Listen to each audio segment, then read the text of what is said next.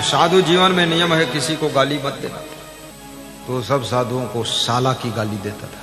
साले क्या समझ रहे? मैंने कहा, मेरे पास शिकायत आई, ये नया जो आदमी साधु बनने आया सबको साला साले बनाता है। तो हमने कहा तू साले साला क्यों कहता भाई? तो बोला अब यहाँ जो भी हो सो हो, लेकिन हमारे गांव में साला और साले कहने से लोग खुश होते हैं। तो हमने कहा ये साधु में साला और साले गाली मानी जाती है, गाली मत देना, शांत रहना। बोला किसी साले को गाली नहीं दूंगा। फिर गाली दे दिया। तो हमने कहा फिर तूने गाली निकाला? बोले गाली साली निकल ही जाती है।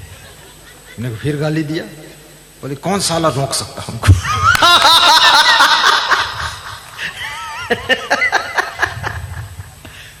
क्या करोगे, आदत बिगड़ गई। वो अपने लंगोटी को भी बोलता है, ये साली मिलती नहीं लंगोटी। हाँ, खुद को जुकाम हो गया तो बोलता साला जुकाम हो गया। चप्पल दूसरे गांव में छोड़ के आए भूल के, बोले साले चप्पल पता नहीं कहाँ रहे। चप्पल को भी साला साली साले बताता रहता। बहुत मूर्ख है, याद रखना। संत लोग खुश है क्योंकि भुक्त भोगी है सब। आपकी जीवा में अमृत रस है, संभल कर बोलिए।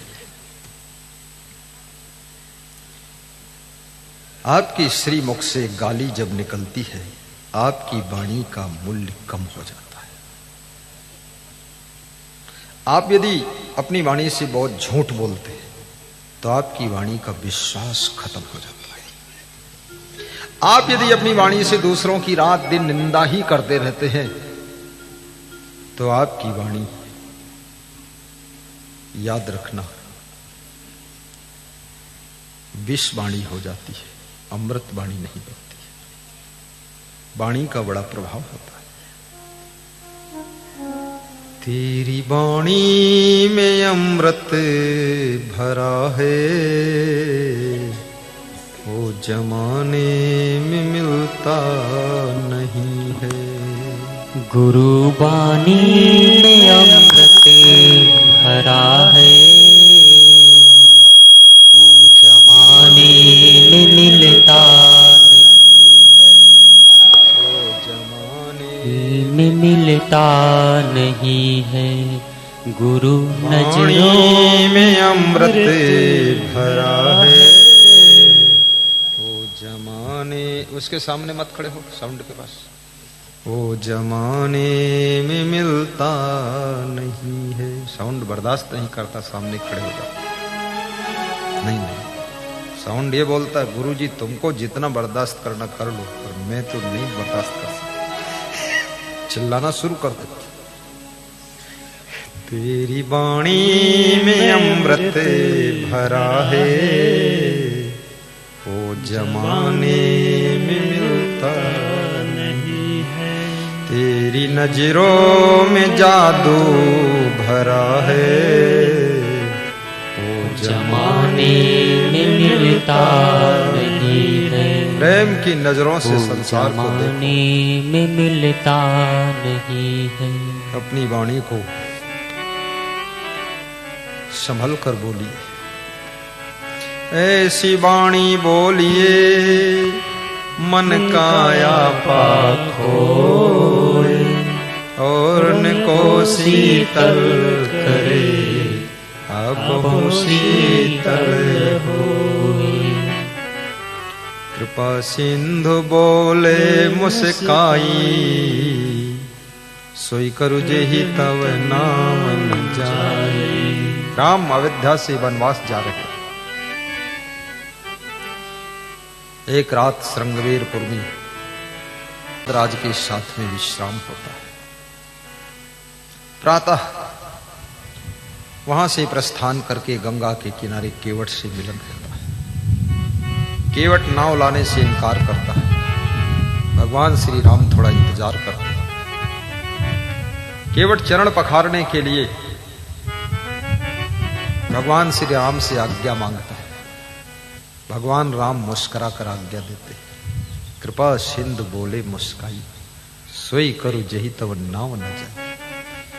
बोलने का तरीका, राम मुस्कुरा कर बोलते, ये भगवान का स्वभाव है, मुस्कुरा कर बोलते। कृष्ण भगवान का स्वभाव है हंस करके बात करना। कबीर का स्वभाव है, टुकड़ो भगवान का स्वभाव है प्रसन्न होकर रहना। आपका स्वभाव क्या है ये तो आप जानते ही हैं, जो है सो है, पर स्वभाव बदला भी जा सकता है। प्रसन्न रहने का अभ्यास बनाइए। जो दुकानदार प्रसन्न रहता है उसकी ग्राहकी बढ़ जाती है।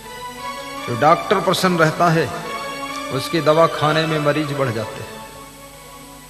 और जो, याद रखना, साधु प्रसन्न रहता है उसके सुनने वाले बढ़ जाते हैं। जो साधु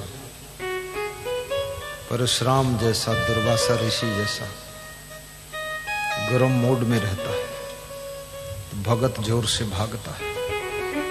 अब ठीक नहीं, खतरा दिख रहा है। साधु बाबा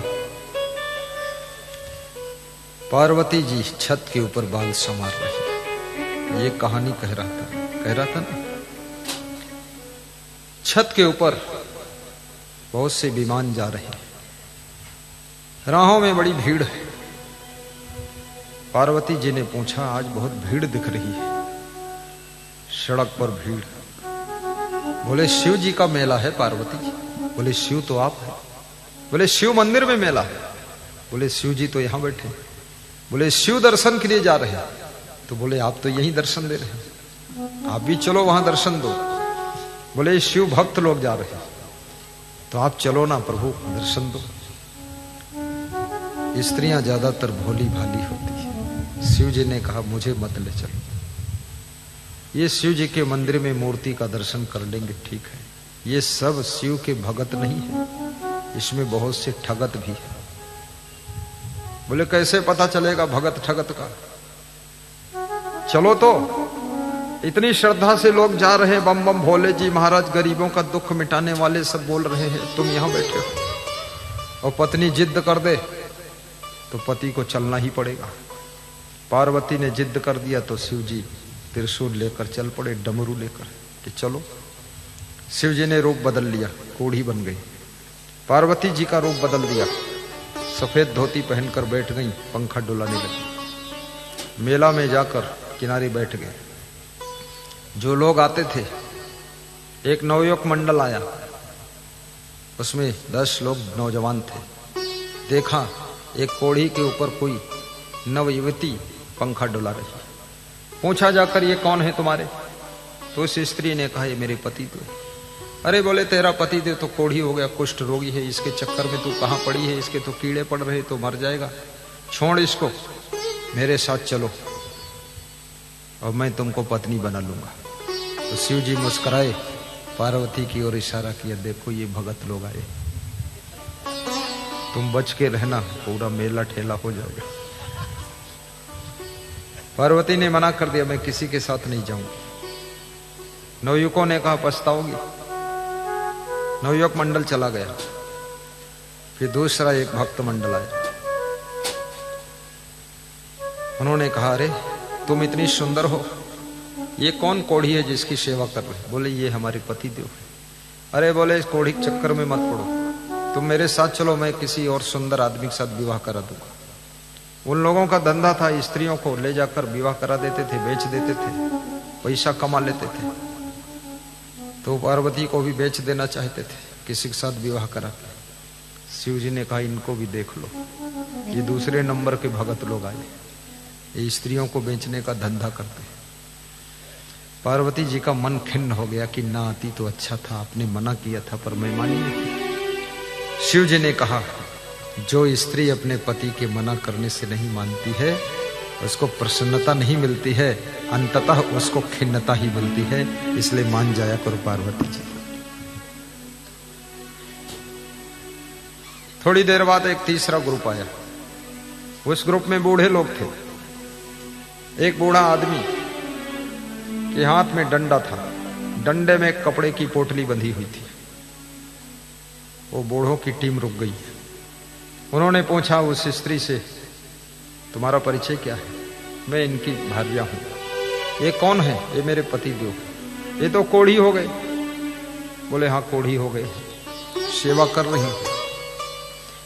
उसमें से एक बुजुर्ग बोला, ये लो थोड़ी गुड़ लाया हूं, तुम भी खा लेना, इनको खिला देना।